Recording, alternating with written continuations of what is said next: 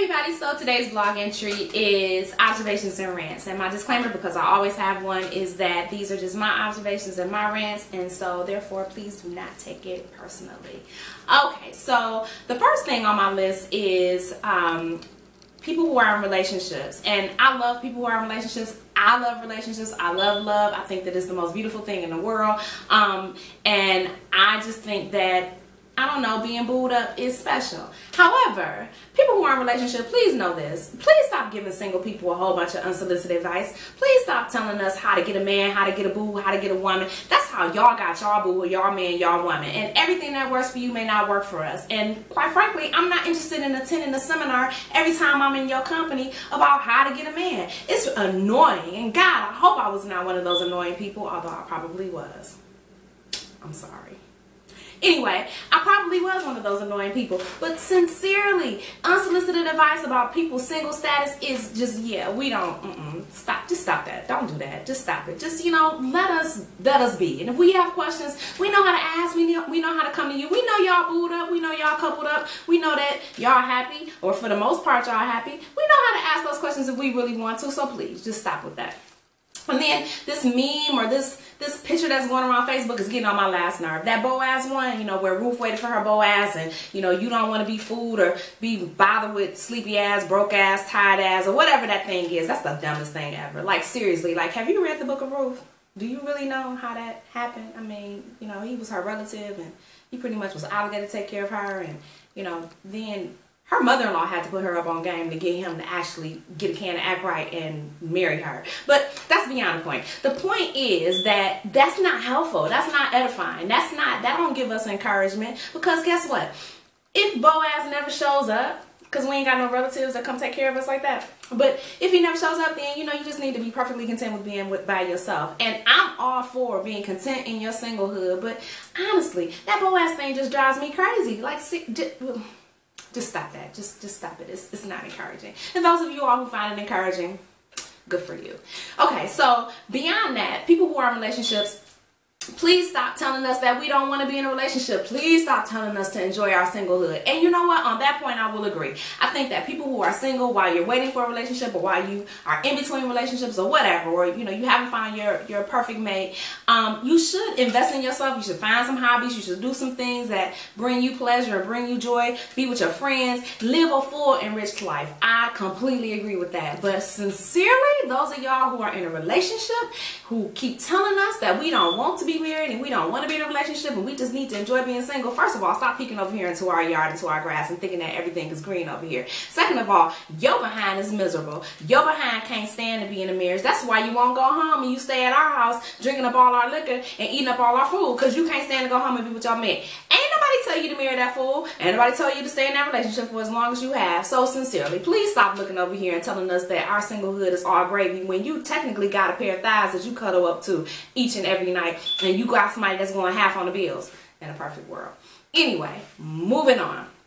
The second thing, or whatever, I don't even know what topic I'm on. This is a rant. So the next thing that I want to talk about is people who are always saying that they have haters. Now, I'm the first person to say that, you know, there are times when you got people who just will not hit the like button because it's you.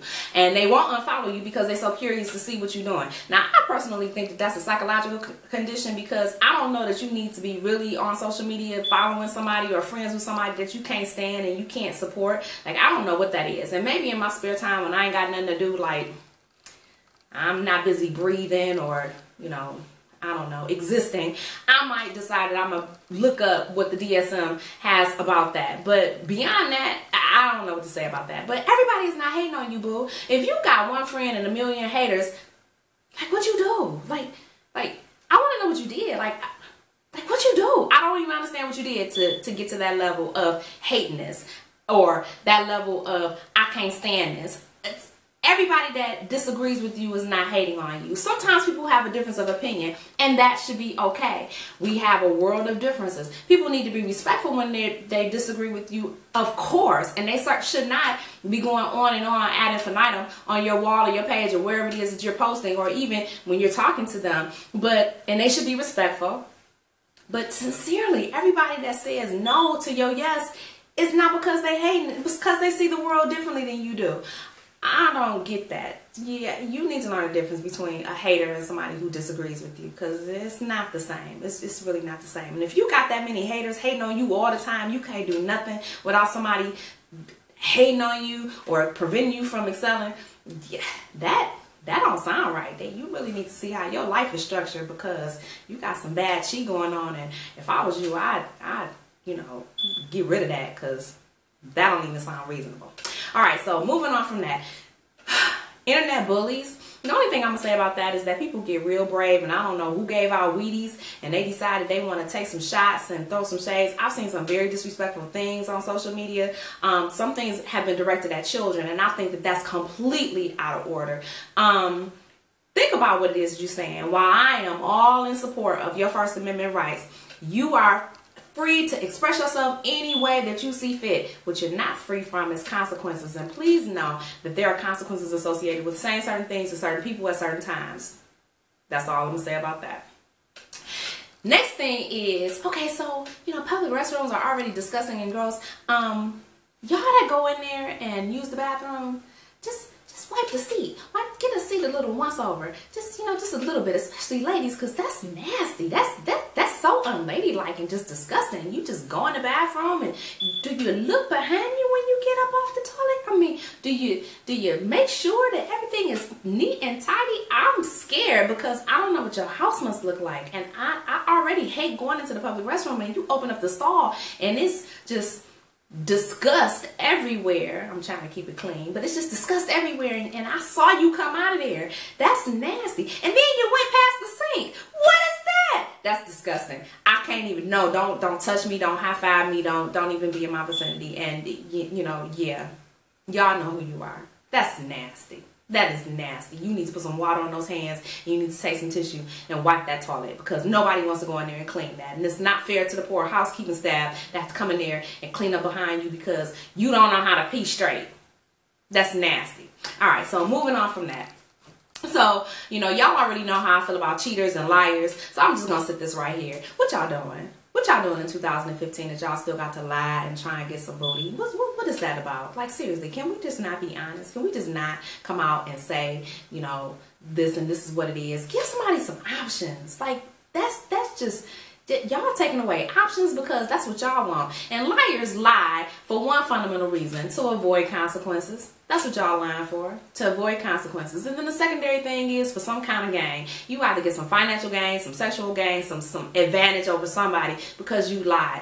Just cut that out. Like, ain't nobody really trying to check for that. That's disgusting. And if you over 12, get a support group. Go find a support group or some therapist, or, you know, your clergyman, or, you know, find you a nice friend that got a listening ear that can help you work out through why you keep lying and why you keep cheating and why you keep tipping, because there's something wrong with you. Like, for real, like on some real stuff, there's something wrong with you. Okay, so, and my last thing is just this. I don't understand where we got into this culture of shaming for everything: gay shaming, fat shaming, kid shaming, single mom shaming. Just ridiculous, and it's so heavily opinionated. And I am the first person to throw up both of my hands and say that I got an opinion about everything, typically speaking. However, I don't necessarily feel like it's necessary for me to share that with everybody. You know, you observe things and you just keep it moving. To actually tear somebody down, to really remove them to rubble at the core of who they are and chastise them for being who they are, it's something wrong with you. That's despicable behavior, and you really, like, you know, go to therapy with that liar and cheater, because y'all all need to be just good intensive therapy, just right in the middle, front row. Get you some help. Just stop it.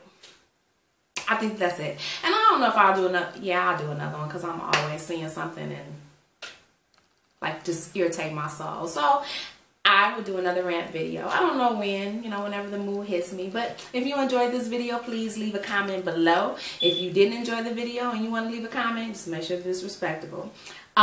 Give a thumbs up for this video if you liked it. Don't forget to subscribe, and I will catch y'all later on. I'm Simply Felisa. Thank you for watching my rants and observations. Bye.